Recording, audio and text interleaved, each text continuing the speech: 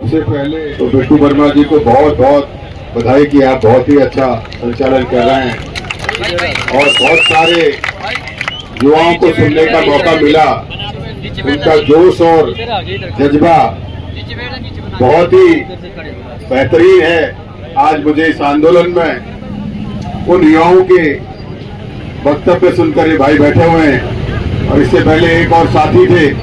आप की जो ऊर्जा है जरूर कुछ क्रांति लेकर आएगी। अपनी बात की शुरुआत इस बात से करूंगा कि शायद भारतीय जनता पार्टी की जहां जहां सरकार है वो इस बात को भूल गए हैं कि एक नारा चला करता था कि तलवारों की धारों पर जोश जवानी चलती है, तलवारों की धारों पर जोश जवानी चलती है, जिस ओर जवानी चलती है उस ओर जवाना चलता है, जिस ओर जवानी चलती है उस ओर जवाना चलता है। शायद ये भूल गए हैं कि इस राज्य के निर्माण की लड़ाई भी युवाओं ने ही शुरू करी थी और जब युवाओं को महिलाओं और भूतपूर्व सैनिकों का सहयोग मिला था तो हमें राज्य की प्राप्ति हुई थी। और जितने भी लोग आज हैं जो अपने को आंदोलनकारी कहते हैं, उस उम्र में वो आप ही के बराबर के थे। मैं भी उसमें से राज्य आंदोलनकारी हूं, तो उस समय यही उम्र थी। मैं आपसे कहना चाहता हूं साथियों, बेरोजगारों के समर्थन में मैं पहले दिन से खड़ा हूं, क्योंकि मैं इस बात को समझ सकता हूं कि एक युवा जब पढ़ाई लिखाई कर दिन रात मेहनत करता है और उसके माँ बाप अपनी गाड़ी कमाई का सारा पैसा उसकी पढ़ाई पर लगाते हैं कि वो अपने छोटे भाई बहनों के भविष्य को सुरक्षित कर सके, अपने माँ बाप जो ख्वाब पूरे न कर सके उन ख्वाबों को पूरा कर सके, वो बच्चा एक अच्छी जिंदगी जी सके, इसलिए वो दिन रात मेहनत करता है और मेहनत करके परीक्षा देता है। क्योंकि उसके परिवार के पास लाखों रुपए नहीं है कि वो कोई व्यापार खड़ा कर सके और उसके परिवार के पास लाखों रुपए नहीं है जो 21 लाख रुपए मेडिकल कॉलेज की पर ईयर फीस भर सके। तो उनके पास सिर्फ एक चारा रह जाता है कि वो दिन रात मेहनत करें और सरकारी नौकरी पर निकले और उस नौकरी से अपने परिवार के और अपने सपनों को पूरा करें। इस उम्मीद के साथ पहाड़ के दूर दराज गांव से, हमारे यहाँ गढ़वाल से, देहरादून में और कुमाऊं से, हल्द्वानी में युवा एकत्रित होते हैं और पढ़ाई करते हैं। एक कमरे में 4-4, 5-5 लोग रहकर अपने माँ बाप के और अपने सपनों को साकार करने के लिए दिन रात मेहनत करते हैं। और जब वो पेपर देकर आते हैं तो बाहर आकर पता चलता है कि भैया पेपर लीक हो गया। पेपर तो लीक हो गया, ये एक बार की बात नहीं है कि पेपर लीक हो गया। जब से ये सरकार बनी है हर बार पेपर लीक हो जाता है। और आज लोगों से मैं ये कहना चाहता हूँ कि आज जो ये लोग बैठकर सारे भाजपा के नेता जो प्रेस कॉन्फ्रेंस कर रहे हैं कि 3 पन्ने ही तो निकले हैं, साथियों मैं आपसे कहना चाहता हूं कि पहले तो ये इस बात को सोचें कि ये जो 3 पन्ने निकले हैं ये इन छात्रों ने इन तक पहुंचाए हैं सबूत के तौर पर। उससे पहले कितने निकले होंगे? इनकी एसआईटी, इनकी विजिलेंस, इनकी आईटी कुछ नहीं कर पाई, इनकी जिम्मेदारी थी। ये 3 पन्ने तो छात्रों ने सबूत के तौर पर आपको दिए हैं। जब परीक्षा भर्ती की बात हुई है, घोटाले की बात हुई है, सारे एविडेंस इन छात्रों ने निकाल कर दिए हैं। इस सरकार की कोई उपलब्धि नहीं है, इनकी संस्थाओं की कोई उपलब्धि नहीं है कि उन्होंने कुछ काम किया हो। मैं आप लोगों से कहना चाहता हूं, ये जो प्रत्यक्ष रूप से उत्तराखंड के रोजगार को, बेरोजगारी के जो लोग मेहनत कर रहे हैं उन्हें पेपरों को बेचकर कहीं कर रहे हैं, तो आप समझिए इस प्रदेश में जो हमारा खनन का जो रोजगार है जिसमें युवा काम करते हैं उसको हैदराबाद की कंपनी को बेचकर यहाँ का रोजगार खत्म करने का काम किया। यहाँ पर एम्स खुलता है, एम्स की वाहवाही करते हैं और उसमें जो नौकरी लगती है वो अन्य राज्यों के लोग होते हैं। अगर श्रीनगर में मेडिकल कॉलेज खुलता है, उस मेडिकल कॉलेज में दूसरे राज्यों के लोग होते हैं। साथियों मैं कहना चाहता हूं, अटल बिहारी वाजपेयी जी जब प्रधानमंत्री बने सबसे पहले उन्हें 4th श्रेणी की जो हमारी भर्ती थी उसको खत्म किया, आउटसोर्स लेकर आए हैं। आज आप निकाल लीजिए, आरटीआई लगा लीजिए, आउटसोर्स से जो समूह घ और समूह ग की जो भर्ती है उसमें उत्तराखंड से 10 गुने ज्यादा अन्य राज्यों के लोग हैं। हमारे प्रदेश के युवाओं का उस रोजगार में भी गला घोटने का काम ये सरकार कर रही है। आउटसोर्स एजेंसियां आती है, लाखों रुपए मांगती है, आपको 6 महीने की तनख्वाह भाग कर चली जाती है। उत्तराखंड का युवा मंत्रियों के घर धक्के खाते जाता है, उसकी तनख्वाह नहीं मिलती है। एक मंत्री आउटसोर्स एजेंसी को ब्लैकलिस्ट करता है, दूसरा मंत्री उसे काम दे देता है। ये रोजगार को हर कदम पर मारने का काम कर रहे हैं। मैं आप लोगों से कहना चाहता हूं, आप ठेकेदारी की बात मेरे एक साथी अभी कह रहे थे कि भाई हम ठेकेदार नहीं बन सकते। ठेकेदारी में ऐसे नियम ला रहे हैं कि उत्तराखंड के युवा ठेकेदारी नहीं कर सकते। अब कहते हैं 1 करोड़ का काम अगर आपको करना है तो 80 करोड़ का टर्नओवर होना चाहिए।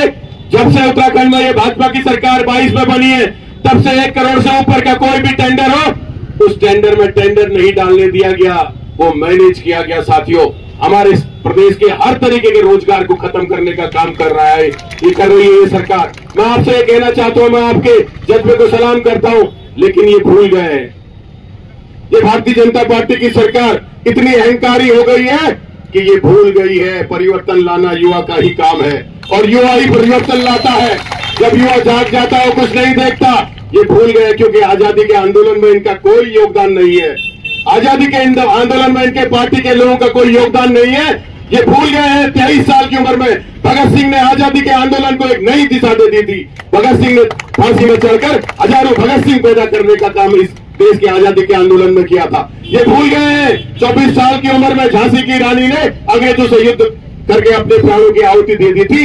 ये भूल गए हैं जिन स्वामी विवेकानंद की ये को जगह जगह ये फोटो लगाते हैं। 34 साल की उम्र में स्वामी विवेकानंद ने उस समय विश्व भ्रमण करके अपने प्राणों की आहुति दे दी थी। ये भूल गए हैं कि युवा ही परिवर्तन लाता है, और उत्तराखंड का युवा आज जाग गया है। मैं आप लोगों के जज्बे को सलाम करता हूं, और मैं आपसे कहता हूं कि हम आपके संघर्ष के साथी हैं, क्योंकि हम एक युवा की पीड़ा को समझ सकते हैं। अभी एक साथी कह रहे थे कि जब से भुवन कापड़ी विधानसभा में आए तो युवाओं के लिए हर कोई बोलता है। मैं कहना चाहता हूं, ये युवा भविष्य है, ये युवा उत्तराखंड का आगे भविष्य ले जाएगा।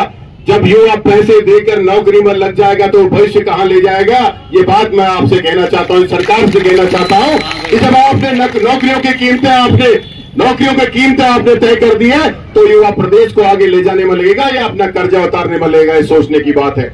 मैं कहना चाहता हूं इस एपिसोड में भी हाकम सिंह को एक दिन पहले पकड़कर वही झूठी वाहवाही अपनी पीठ खुद थपथपा रही थी सरकार, खुद अखबारों में छपवाती है, मीडिया की सुर्खियां बनती है कि हाकम सिंह को हमने पकड़ दिया।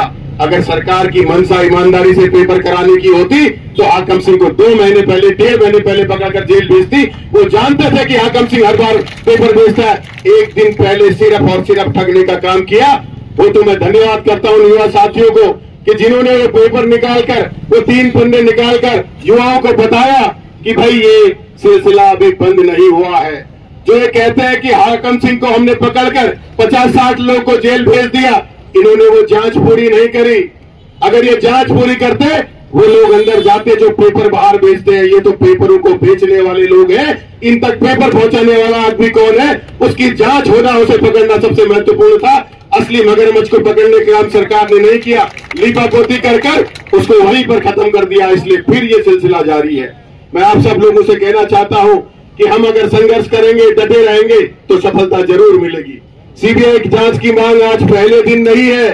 अभी हमारे एक साथी ने बड़ी सही बात कही, 2022 में सितंबर में जब भर्ती घोटाले की बात हुई, पहले दिन से यही बात हुई कि भर्ती घोटाले की सीबीआई जांच करी जाए, सिटिंग जज के नेतृत्व में करी जाए और उसकी एक समय सीमा तय की जाए। आज माननीय मुख्यमंत्री जी हर बार कहते हैं कि भाई हम सीबीआई जांच इसलिए नहीं करा रहे हैं, अगर सीबीआई जांच कराएंगे तो वो जांच बड़ी लंबी चलेगी, भर्तियां रुक जाएंगी, नौकरियां नहीं मिल पाएंगी। अरे आप नौकरी बेचना चाहते हैं इसलिए जल्दीबाजी में है, या आपके मन में कोई डर है कि अगर सीबीआई जांच कराएंगे तो दूध का दूध पानी का पानी हो जाएगा, युवाओं की बात सच हो जाएगी, या इस बात का डर है? मैं आपसे कहना चाहता हूं, ये मांग उत्तराखंड के बेरोजगारों की पहले दिन से है कि इस भर्ती की जांच कराई जाए। एसआईटी का गठन हो जाता है, 2 दिन बाद जज कहते हैं मैं समर्थ हूं, मैं नहीं कर सकता, दूसरे जज का नाम आता, रिटायर्ड जज का नाम। आप जिस संस्था को खुद कंट्रोल कर रहे हैं, उस संस्था से आप ईमानदारी से जांच कैसे करा सकते हैं, ये प्रश्न है मेरा आप सब लोगों के सामने। माननीय मुख्यमंत्री जी से और प्रदेश की भाजपा सरकार से, जिस संस्था को आप खुद चला रहे हैं, उस संस्था से आप ईमानदारी से जांच कैसे करा सकते हैं? कैसे ये इस उत्तराखंड का युवा आप पे भरोसा करे कि जो पिछले 3 साल से आपसे सीबीआई की मांग कर रहा है, तो आप क्यों डर रहे हैं? आपके मन में कौन सा डर है? आप किस सफेद फौज को बचाना चाहते हैं जिसके लिए आप सीबीआई की मांग को ठुकरा रहे हैं? आपको परीक्षा निरस्त करने में अगर युवाओं की मांग है कि परीक्षा को निरस्त किया जाए, तो आपको परीक्षा निरस्त करने में किस बात का दर्द है? क्यों आप हरिद्वार से बच्चों को बुलाकर, जो फर्स्ट ईयर सेकेंड ईयर के हैं, जिन्होंने पेपर भी नहीं दिए, उनसे एक झूठा एफिडेविट बनवा कर आप ले रहे हैं? किस बात का डर है आपको? क्या हाकम सिंह के सौदे के पैसे वापस होंगे? मैं साथियों आपसे कहना चाहता हूं, कहते हैं चोर की दाढ़ी में तिनका। आज सारे मुख्यमंत्री कहने लगे भाई आप सीबीआई जांच कराइए। जिनको आप कहते थे हाकम सिंह इनके साथ है उनके साथ है, वो भी कह रहे हैं भाई सीबीआई जांच कराइए। उत्तराखंड के आवाम का एक एक व्यक्ति पिछले 3 साल से कह रहा है कि भर्ती घोटालों की सीबीआई जांच होनी चाहिए। एक दिन मेरे से एक पत्रकार ने पूछा कि भैया भर्ती घोटाला तो आपकी सरकार में भी हुआ था। तो मैंने उनसे ये कहा, ये बात मेरी सरकार या तेरी सरकार की नहीं है, ये भ्रष्टाचार की है। अगर भ्रष्टाचार मेरी सरकार में हुआ है, जिसने किया उसके खिलाफ भी वही कार्रवाई होनी चाहिए जो इनकी सरकार में है। बात लड़ाई भ्रष्टाचार के खिलाफ है, किसी पार्टी के खिलाफ नहीं है। मैं आप सबसे कहना चाहता हूं, आपका जज्बा है, आपकी हिम्मत है। आज तक सारे आंदोलनों को कुचलने का काम ये करते हैं। मैं एक बार गया जहां धरना स्थल वहां पहुंचा दिया। मैंने विधानसभा के सत्र में भी कहा कि आपके अंदर इतना डर क्यों है? आपने जो धरना स्थल प्लेग ग्राउंड होता था, जहां लोगों को दिखाई देता था, सुनाई देता था, मीडिया वाले भी आते थे, आपने काला पानी में क्यों धरना स्थल कर दिया? किस बात का डर है? साथियों, हमारे देश के आजादी के समय अंग्रेजों के जमाने में भी धरना दिया जाता था, लेकिन ये भारतीय जनता पार्टी की ऐसी सरकार है जिसमें धरना देने के लिए आपको इतनी दूर भेज दिया जाता है कि आपकी आवाज लोगों तक न पहुंच सके। इस बात का डर भारतीय जनता पार्टी के अंदर है। मैं कहना चाहता हूं, नेता चुनाव के समय जाते हैं और जनता से अपनी मन की बात करते हैं और मन की बात में कहते हैं कि हम आपके लिए ये करेंगे, लेकिन पहली बार देख रहा हूं जीतने के बाद भी मन की बात हो रही है और सारे नेता टीवी में पिछले 126 शायद में आज वाला था एपिसोड हो गए। नेता को जीतने के बाद जनता की मन की बात सुननी होती है। ये बात आपको बतानी होगी, ये आपको बतानी होगी कि मन की बात बहुत सुन ली। आपकी मन की बात चुनाव में सुनते हैं, आप जब पद पर बैठ जाते हैं तो आपको जनता की मन की बात सुननी होगी और उसका समाधान करना होगा। अपनी मन की बात थोप कर जबरदस्ती की आप वाहवाही लूटे। इन्होंने नकल विरोधी कानून लाए, तो उसमें भी मैंने कहा कि नकल विरोधी कानून में अगर दम होता, अगर नकल विरोधी कानून का उद्देश्य उत्तराखंड में नकल को रोकना होता, तो एक छात्र को सबसे पहले आप जेल नहीं डालते। आप उस कानून में ये नहीं कहते कि जो अफवाह फैलाएगा उसके खिलाफ जो है कि मुकदमा कर दिया जाएगा। आप नकल विरोधी कानून अपराधियों को, नकल माफियाओं को संरक्षण देने के लिए लाए हैं, युवाओं की आवाज को दबाने के लिए लाए हैं। मैं आपसे कहना चाहता हूं, मैंने कहा अगर नकल विरोधी कानून में दम होता तो उत्तराखंड की जनता आपका स्वागत करती, आपका सत्कार करती। उत्तराखंड का बेरोजगार युवा आपके नारे लगाता, आपको विद्यार्थी परिषद से और भाजपा के संगठनों से अपना स्वागत नहीं कराना पड़ता। इस उत्तराखंड का युवा आपका स्वागत करता। इसलिए मैं आप सब लोगों से कहना चाहता हूं, इस लड़ाई को बरकरार रखना है। अभी एक साथी हमारे कह रहे थे, कहीं मुझे वो भाई मुझसे जो पहले बोल रहे थे कि ये सब सिस्टम बदलने की लड़ाई है। आज की स्थिति उत्तराखंड में इतनी भयावह हो गई है कि एक आम आदमी अगर तहसील में किसी काम के लिए जाता है तो बिना पैसे दिए उसका काम नहीं होता। वो थाने में जाता है तो बिना काम दिए, बिना पैसे दिए काम नहीं होता। बहुत हमारे साथी खड़े हैं। एक दिन मेरी वित्त सचिव से बात हुई थी इसी विधानसभा सत्र के दौरान, वो साफ मना कर चुका है, हम 4600 पे ग्रेड पुलिस का नहीं कर सकते। सरकार के पास पैसा नहीं है, क्योंकि सरकार ने सारा पैसा तो अखबार वालों को, मीडिया वालों को और अपने प्रचार में खत्म कर दिया है। आप यहां से मुंबई जाएंगे तो वहां भी इनके होर्डिंग दिखेंगे, दिल्ली में भी इनके होर्डिंग दिखेंगे, गुजरात में भी इनके होर्डिंग दिखेंगे। मैं ये पूछना चाहता हूं, हम हमारे प्रदेश की जनता की गाड़ी कमाई से अपने होर्डिंग लगाने का सिलसिला कब खत्म होगा? आप पूरे प्रदेश में कहीं घूमिए। और हमारे एक साथी आदेश चौहान जी जसपुर के विधायक है, उन्होंने पिछली बार विधानसभा के सत्र में इन्होंने मांगा था, सूचना मांगी थी, तो एक साल में शायद 247 करोड़ रुपया मीडिया को बांटा गया था, जिसमें उत्तराखंड छोड़ के उत्तर प्रदेश की मीडिया भी थी। ये सिर्फ इन गोदी मीडिया से अपने बखान करा रहे हैं। एक दिन मीडिया, सिर्फ इस देश में एक दिन मीडिया सच बोल दे, भारतीय जनता पार्टी का सुपड़ा साफ उसी दिन हो जाएगा। मैं धन्यवाद करना चाहता हूं अपने जो हमारे YouTube चैनल है, जो हमारे साथी हैं, ये आज वही समय है जब भारत की आजादी का आंदोलन चल रहा था। उस समय जो बड़े मीडिया हाउसेस थे वो अंग्रेजों के गुलाम थे, वो अंग्रेजों की तारीफ लिखते थे। तो उस समय हमारे क्रांतिकारी साथियों ने सहयोगी बनकर मीडिया को संभाला।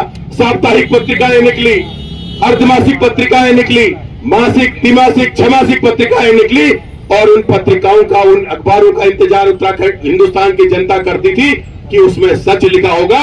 ऐसे ही आज ये हमारे यूट्यूबर है, छोटे चैनल वाले हमारे उत्तराखंड के साथी हैं जिन्होंने इस आंदोलन को और उत्तराखंड के भ्रष्टाचार को खोलने का काम किया है। मैं आपको झुकने को सलाम करता हूं कि आप सब लोगों के संघर्ष से आज ये आंदोलन भी सफल हो रहा है। उत्तराखंड में भ्रष्टाचार भी खत्म हो रहा है। जब से ये सरकार बनी है तब से ये शोषण करने में है और सबसे ज्यादा शोषण इन्होंने उत्तराखंड के बेरोजगार युवाओं का किया है। इसलिए मैं आप सब लोगों को, आपकी हिम्मत को बहुत बहुत सलाम करता हूं, दाद देता हूं और आपके साथ आपका ये भाई आपके हर संघर्ष में खड़ा रहेगा। अभी कोई साथी कह रहे थे कि अंतिम समय तक रहेंगे। मैं आपके इस संघर्ष में शुरू से हूं और आखिरी तक रहूंगा। इसके लिए चाहे मुझे जो करना पड़े मैं उसके लिए भी तैयार हूं। मैं इससे पहले पंजाब था, फिर मेरे यहाँ छात्र संघ का चुनाव था। आप समझ सकते हैं भारतीय जनता पार्टी, हमारे यहाँ पहली बार छात्र संघ में 107-16 के नोटिस छात्रों को किए गए और क्या क्या करते हैं कभी आपके साथ साझा करेंगे। तो इसलिए मुझे वहां रुकना पड़ा। कल रात को मैं यहाँ आया और आज शाम को मैं आप लोगों के बीच यहाँ आया हूँ और मुझे बहुत गर्व महसूस होता है। वो हमारी बहन जिसके लिए अभी हमारे साथी कह रहे थे कि भाजपा के लोग बहुत उल्टा सीधा लिख रहे हैं। आप ये समझिए, जो भी इनकी सच्चाई बोलता है, जो भी इनके खिलाफ बोलता है, जो भी सच बात अधिकार की करता है, ये उसके खिलाफ खूब लिखते हैं, इनके साथी चिपट पड़ते हैं। मैं ये बोल रहा हूँ, अगर मेरे वॉल पे जाओगे तो खटीमा के इनके सब चिपट पड़ेंगे। कोई कुछ लिखेगा, कोई कुछ लिखेगा। मेरे तो पोस्टर भी चिपका देते हैं कि विधायक गायब हो गया करके, जबकि मेरे से ज्यादा शायद क्षेत्र में कोई नहीं रहता होगा। सब चलता है क्योंकि ये सच से नहीं जीत सकते। इनके अंदर वो बात नहीं है कि ये सच का सामना कर सके, ये सच से जीत सके। ये झूठ फरेब से ही जीतते हैं और झूठ फरेब से ही लड़ना चाहते हैं। हम ये कहते हैं कि युवा जाग चुका है। इस उत्तराखंड में भी भगत सिंह पैदा हो गए हैं, इस उत्तराखंड में भी झांसी की रानी पैदा हो गई है और इस आंदोलन का इस उत्तराखंड में इसको बाहर भेजने का होगा। आप सबको धन्यवाद। मैं एक नारा लगाऊंगा, सब साथी उसको लगाना जरूर। हम अपना अधिकार मांगते नहीं किसी से भीख मांगते, हम अपना अधिकार मांगते नहीं किसी से भीख मांगते, हम अपना अधिकार मांगते नहीं किसी से भीख मांगते। धन्यवाद। बहुत बहुत धन्यवाद सर, जोरदार तालियां सर के लिए। बहुत सुंदर रचना में बेरोजगार संघ के तमाम जितने साथी लोग हैं और मेरे साथ विधानसभा में जो मेरे साथी हैं भुवन कापड़ी जी, यहाँ पे जितने छात्र आ रखे, छात्राएं आ रखी हैं, जितने सामाजिक सरोकारों से जुड़े हुए लोग हैं जो इस आंदोलन को समर्थन दे रहे हैं, मैं उनका बहुत बहुत स्वागत करना चाहता हूँ, बहुत बहुत धन्यवाद देना चाहता हूँ। साथियों, मैं इस आंदोलन में एक विधायक से ज्यादा, एक आपका भाई, एक आपका साथी होने के नाते आपका समर्थन देने आया हूं। मैं आपको स्पष्ट कह देता हूं और इसलिए स्पष्ट इन बातों को कह रहा हूं कि बेरोजगारी का दंश हमसे बेहतर कोई नहीं जान सकता, क्योंकि मैंने भी गढ़वाल से आकर के यही अपने कॉलेज की यही पढ़ा और मैं जानता हूं कि जिन बच्चों को आज अपनी तैयारी करनी चाहिए, जिनके माँ बाप अपने खून पसीने की कमाई से एक एक रुपया इकट्ठा करके अपने बच्चों को यहाँ क्वार्टरों पे रख करके पढ़ा लिखा रहे हैं, जिन बच्चों को अपनी तैयारी करनी थी, अपने माँ बापों के साथ साथ अपने सपने पूरे करने थे, वो बच्चे आज सड़कों पे उतरे हुए हैं। इससे बड़ा दुख का दिन कोई नहीं हो सकता है, इससे दुर्भाग्यपूर्ण क्षण कोई नहीं हो सकता है। आप जानते हैं हमारे बच्चे पढ़ाई करने के बाद, तमाम बच्चे हैं, कई लड़कियां तो ऐसी हमारी जो बच्ची अपनी तैयारी कर रहे हैं और घर में शादी की तैयारी हो रही, बच्चा कह रहा है कि ये वाला एग्जाम हो जाता और लड़की निकल जाती तो उसकी शादी हो जाती। लेकिन जब ये घटनाएं हो रही, पहले तो राज्य सरकारें सरकारी विज्ञप्तियां नहीं निकाल रही और यदि कोई विज्ञप्ति निकल भी रही है तो उसमें दो प्रकार के भ्रष्टाचार हो रहे हैं। एक प्रकार का तो भ्रष्टाचार है निश्चित रूप से, जो आपको पेपर लीक के माध्यम से दिखाई दे रहा है।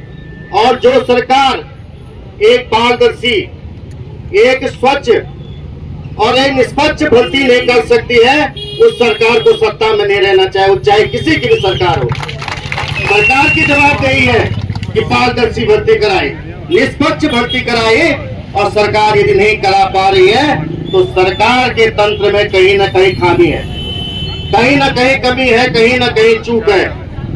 इसलिए कि उनकी एक कमी से हजारों बच्चों का भविष्य अंधेरे में लटक जाता है, हजारों बच्चों का जीवन अंधकार में चले जा रहा है, उनके सपनों का तुषारापात हो रहा है। और आपके दुख के लिए मेरे पास अल्फाज नहीं है, इतनी पीड़ा आपको लोगों को दी जा रही है। या दो प्रकार के रैकेट चल रहे हैं, एक तो वो चला रहे हैं जो इस तरह से पेपर लीक कर रहे हैं, और एक रैकेट ऐसा भी चल रहा है साथियों कि आपसे कहा जा रहा है कि आप ऑर्डिनल मार्कशीट दे दीजिए और जब रिजल्ट आएगा उसके बाद पैसा देना हमको। ये भी रैकेट चल रहा है।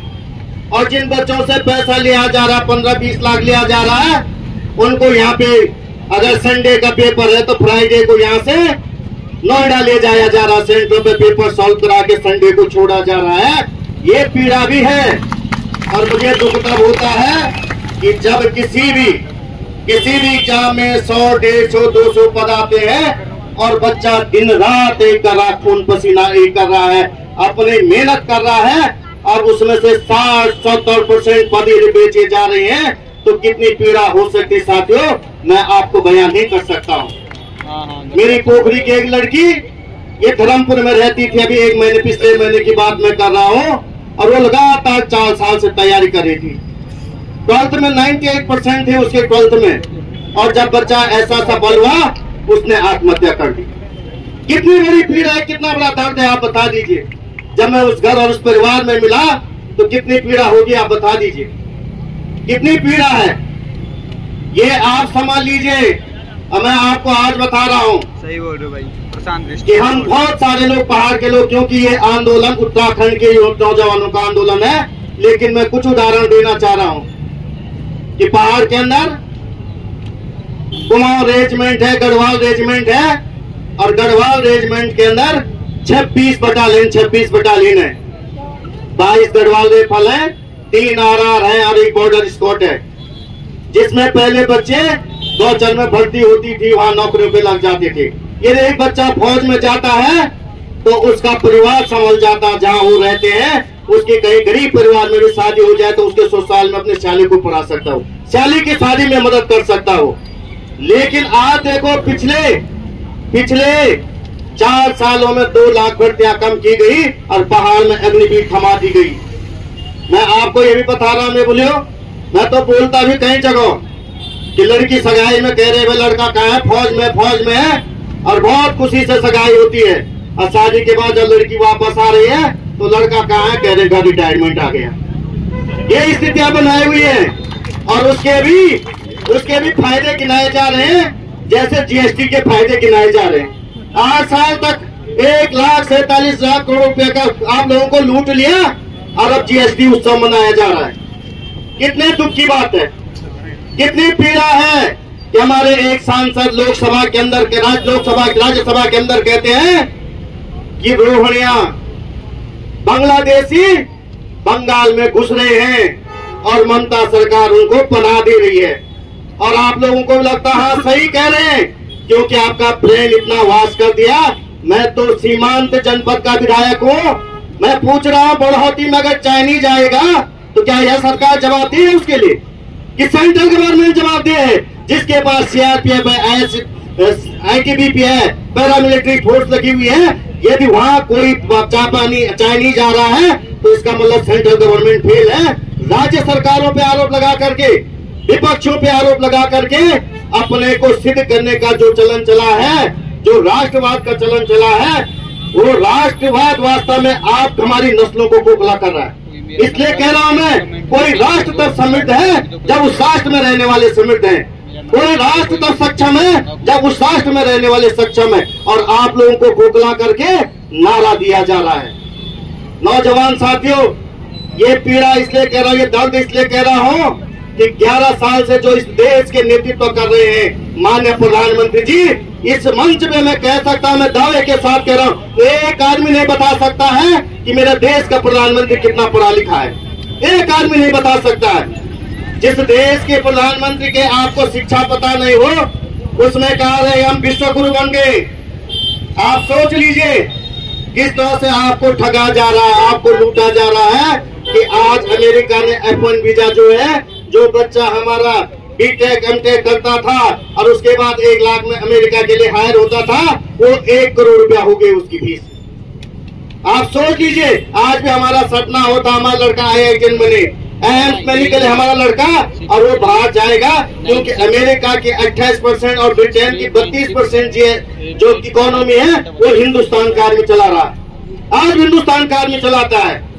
और मैं आपको ये भी बता रहा हूँ कि जो परिस्थितियां आज हिंदुस्तान की बनाई गई है, जो आज देश की स्थितियां बनाई गई है, वो आज जो आप सड़कों पे देख रहे हैं, और जो आंदोलन कल भुवन भाई, कल जो छात्र संघ के चुनाव आए, रिजल्ट आना, चुनाव होना अच्छी बात है, लेकिन जिस तरह के जीत के बाद बेरोजगारों पे कमेंट्स किए जा रहे थे, जिस तरह से टारगेट करके कहा जा रहा था, मैं शब्द बयान नहीं कर सकता उस तरह के शब्दों का प्रयोग आप लोगों के लिए किया जा रहा है। मैं पूछ रहा हूँ, क्या अपने अधिकार मांगना क्या गुनाह है? क्या सरकार से अपने हकों के लिए लड़ना गुनाह है? और आप लोग लड़ रहे हैं, मैं इसके लिए साधुवाद देना चाहता हूँ। साथियों, मैं एक व्यक्ति के रूप में, एक विधायक के रूप में और एक विपक्षी विधायक होने के रूप में आपको कह रहा हूं कि विधानसभा से लेकर जहां सड़क तक हम आप लोगों के साथ खड़े रहेंगे। हम अन्याय के साथ खड़े हैं। आज मैंने विधानसभा के अंदर एक सवाल पूछा कि एम्स खुल गया, मंत्री जी आप ये बताएं 720 राजधानी क्यों लगाए वहां?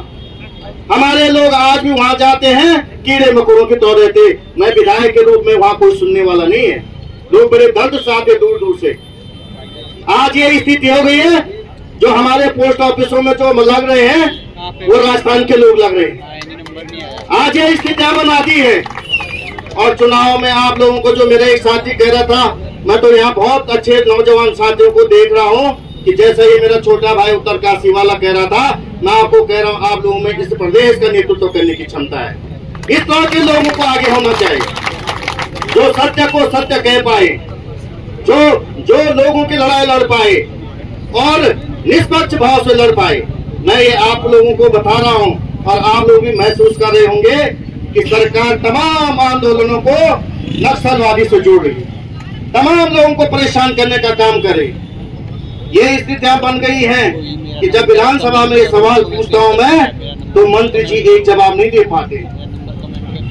भर्तियां बेची जा रही, तुम्हारा भविष्य बेचा जा रहा है, तुम्हारे सपनों के साथ खिलवाड़ किया जा रहा है, और तुम्हें एक नैरेटिव सेट करके तुम लोगों का राजनीतिक उपयोग किया जा रहा, राजनीतिक टूल बनाया जा रहा तुम लोगों का। मैं आप लोगों को कह रहा हूं कि आप लोगों ने कहा सीबीआई मांग की बात कही, हम लोग लगातार, हमारे साथी, हमारा संगठन और तमाम जो नौजवान साथी कह रहे इसकी सीबीआई मांग होनी चाहिए। मैं त्रिवेंद्र भाई का भी धन्यवाद देना चाहूँ, सांसद जी का, कि जिन्होंने आपकी हाँ में हाँ मिलाने का काम किया। मैं उनको भी कोई धन्यवाद देता हूँ इस मंच के माध्यम से कम एक व्यक्ति तो ऐसा हिम्मत वाला निकला जो इतनी ठल्ली और बहरी सरकार के विरुद्ध कह पाया है, वरना इनका तो एक कार्यकर्ता तक कह नहीं पा रहा है। मैं धन्यवाद देना चाहता हूँ उनका भी। मैं कह रहा हूँ, और मैंने कल भी अपने सोशल मीडिया के माध्यम से कि मैंने तो राज्यपाल महोदय से भी समय मांगा है, लेकिन समय नहीं मिला मुझे। मैं चाहता हूँ कि हम सीबीआई मांग करने के लिए राज्यपाल महोदय से भी टाइम दें, लेटर के माध्यम से देंगे हम, लेकिन मुख्यमंत्री जी से मिलना होगा और राज्यपाल महोदय से मिलना होगा, लेकिन समय नहीं दे रहे। जहाँ बेरोजगारों की स्थिति होती है, जहाँ आपके सवाल हमको उठाने, जहाँ आपको उम्मीद रहती है कि विधानसभा चलेगा और विपक्ष हमारी बात रखेगा, दुर्भाग्य है इस प्रदेश का कि विधानसभा सत्र 4 घंटे की चलता, 4 घंटे की।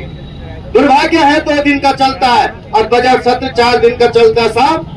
उसमें कहते 1,02,000 करोड़ रुपए का बजट पास हो गया, ताली पीटी जाती है, और 3 महीने बाद अनुपूरक बजट ला देते हैं। ये तो बताइए वो बजट खर्च कहाँ हुआ है, कहाँ वो बजट खर्च हुआ, ये तो पूछा जाना चाहिए, लेकिन कौन पूछेगा?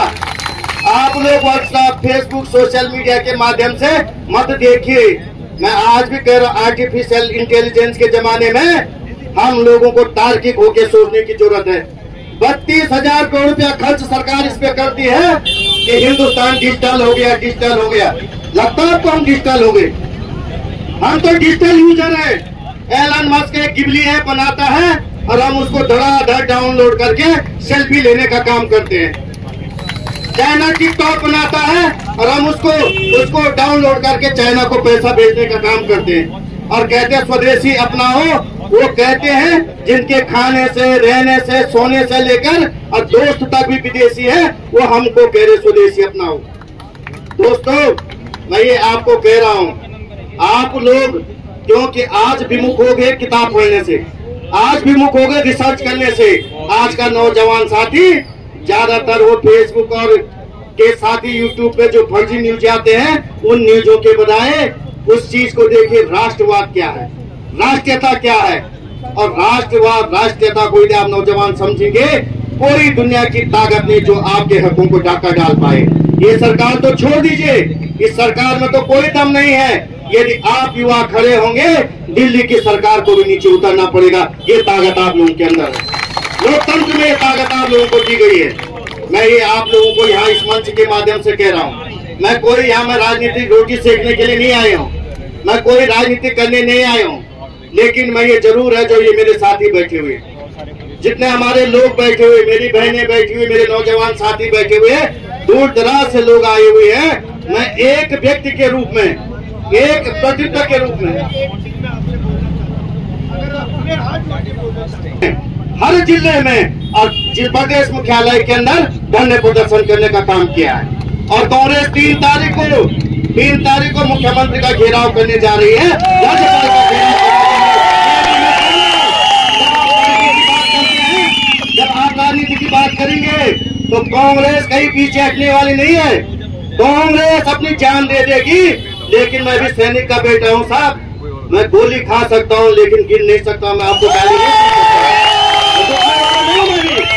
मैं भी फौजी का लड़का हूँ और मेरे पापा ने इस देश के लिए 3 लड़ाई लड़ाई, 62 की, 65 के, 71 की लड़ाई लड़ी इस देश के लिए। मेरे भाई ने इस देश के लिए गोली खाई है, मैं आज बता रहा हूँ।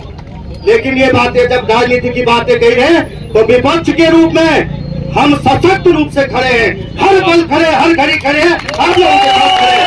लेकिन एक व्यक्ति के रूप में भी, एक भाई के रूप में, एक सहयोग के रूप में भी लखपत बुटुला तुम्हारे साथ खड़ा है। मैं आपको कह रहा हूँ और इस मंच के माध्यम से कह रहा हूँ, साथियों यदि साथ चलना है तो 3 तारीख को कांग्रेस के साथ चलिए और राज्यपाल भवन घेरने का काम आप लोगों के साथ कीजिए। आपका भी स्वागत है उसमें, आप भी आने को। इसको राजनीति से ज्यादा एक सर्व सामान्य आंदोलन बनाने के साथ साथ आगे बढ़ने का काम करेंगे। इसके साथ मैं आप लोगों को कह रहा हूँ, जहाँ मेरी जरूरत होगी, जहाँ कांग्रेस की जरूरत होगी, आपको हर मोड़ पे कांग्रेस खड़ी मिलेगी, हर आप लोगों के साथ खड़ी दिखाई देगी। मैं पुनः आप लोगों को कह सकता हूँ कि जो आप लोगों ने ये आंदोलन रखा है, इसको कोई रौंदे नहीं, कोई कमजोर न करे। आप लोग एकजुट रहे, अफवाहों में मत आए, अपनी मांगों को मनाए।